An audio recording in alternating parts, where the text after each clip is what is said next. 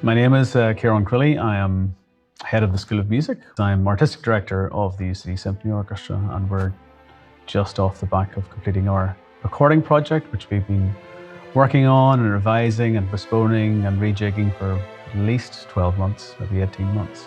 So the orchestra in UCD, in its current form, was founded by me with some students back in 2002. I came into UCD then as a PhD student, and a couple of students who ran a music society got the orchestra up and running. We had, I think, our first concert in December back in 2002. We only had about 19 players in the orchestra, and the audience was smaller again. So we grew fairly quickly after that. So the big thing was we committed to doing a concert in the National Concert Hall within about 2.5 years, and that coincided with the university's 150th anniversary year.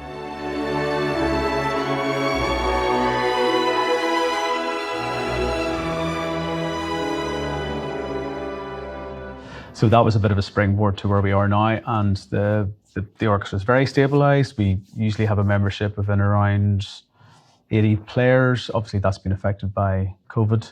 And for the recording project we've just completed, we did lose a few people through positive antigen tests, but we had to do all of that properly in order to make it work. So the orchestra grew very quickly in its early years, kind of stabilised, and it kind of tackles a lot of 20th century repertoire, a lot of big, major 19th century works.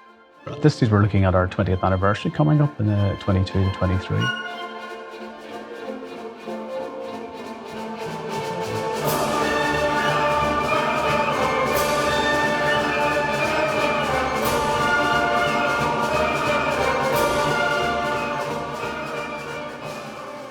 It's a very important thing, and the word you use, community, is extremely important, because a university is one community, but it actually has several communities. There aren't a lot of things that bring everyone together. So something like an orchestra will do that. It's a real glue for part of the UCD community.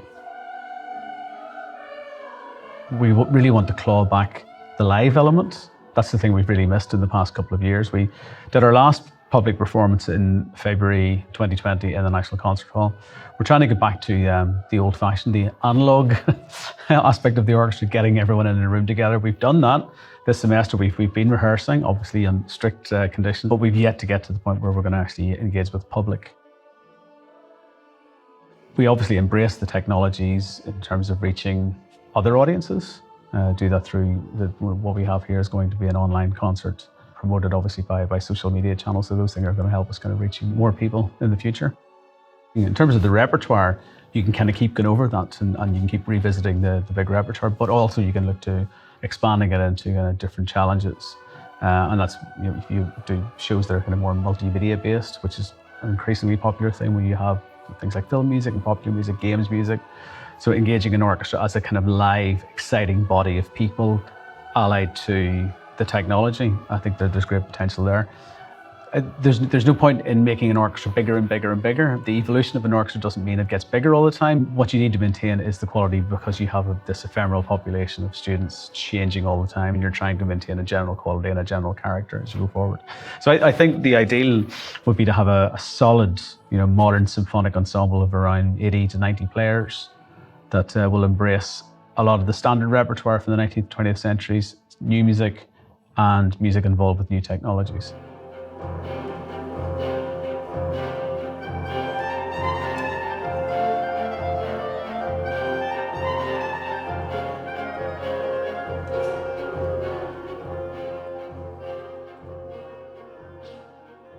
I like the fact that the Symphony Orchestra here is part of a kind of a suite of ensembles. We actually have 6 professionally directed performance ensembles. And I think that the standards are very high, the expectations are high from the directors. There is room for expansion. We're looking into doing a new module next year called Traditional Music Practices, that's going to kind of acknowledge another type of music performance involving traditional players. But in terms of the Western art music approach, we have the main ones: a symphony orchestra, a chamber choir, a philharmonic choir, a composition ensemble. We also have the gamelan orchestra, chamber orchestra, and then looking to kind of involve traditional players as well. I think that's a great foundation for music performance, not only in the school, but for students right across the university.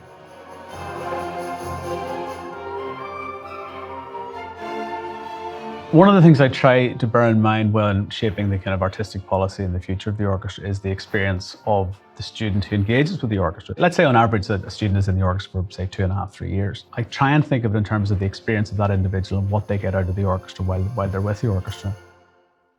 In that time, they should say do at least one major concert, national concert hall. There should be one kind of concert orchestra-like event. We always try to do one trip abroad. We've been to Germany and Belgium, Sweden, France. We were hoping to go to Spain last year, but then COVID interrupted. We're hopefully going to France again next year. And then in addition to that, there'll be at least one other kind of standard art music concert. So there's a kind of a suite of programs and events that they would do during that 2.5, 3 year period while with the orchestra. There is variety, there is versatility. So from one concert to the next, it's not always going to be exactly the same type of experience.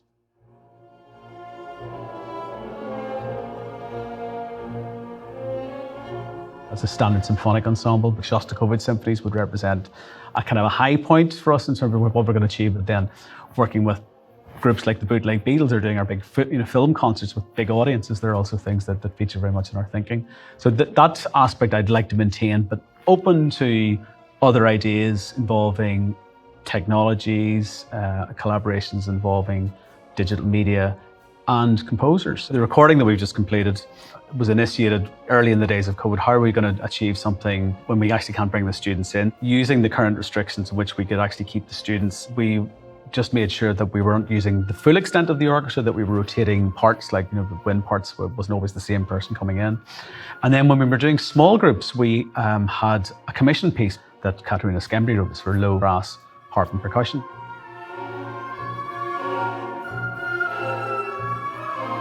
For us, it's not that easy to be working with composers all the time because we have a limited number of concerts every year. We can do that to a certain extent, but then more so we look at our own students and how we can support them, sort of a higher end of scholarship. We try to give them opportunities to perform solos. So we've had Clodagh, who's just done the Elgar cello concerto movement with us. We've had 2 pianists who've done concertos with the orchestra, and we're looking to do that again in the future. And then also we introduced a conducting apprenticeship scheme. The current incumbent actually conducted the Elgar in the recording project, and he will conduct then a piece in our next live concert, hopefully in St. Patrick's Cathedral in April. And that's something we want to keep going, so we can use the stability and the support of the orchestra to help support students in the university who want to get opportunities to perform, and also the stepping stone for conductors who want to go on and work professionally. And then we did 3 other orchestral pieces. One was the first movement of Dvorak's 8th Symphony. We did the first movement of Fauré's Pelléas and Mélisande, and then the other piece was the Adagio from the Elgar Cello Concerto. That was originally picked because the orchestra is quite small for that. It's just 2 clarinets, 2 bassoons, 2 horns and strings. We kept that on because we have a soloist, Clodagh, who is an ad astra scholar in UCD, and actually we hope to perform the whole of the Elgar Concerto next year, in fact.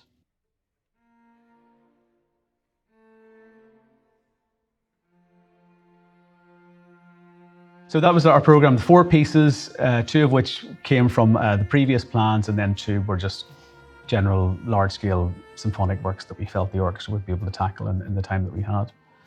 And it was a big challenge, I mean, doing it in a recording situation, because there is no hiding place when you're recording. So, and I think that was a really, really good challenge for the orchestra. We just used the players that we had. The orchestra wasn't as big as it had been in the past, and obviously we lost people in the end to positive tests. The day of the recording, we lost our 3rd horn. We lost 4 of the first violins, but we just had to keep going because we wanted this project to be one of integrity that the members could be really proud of. And I think it is going to be a really lovely product for them to see when it's finished.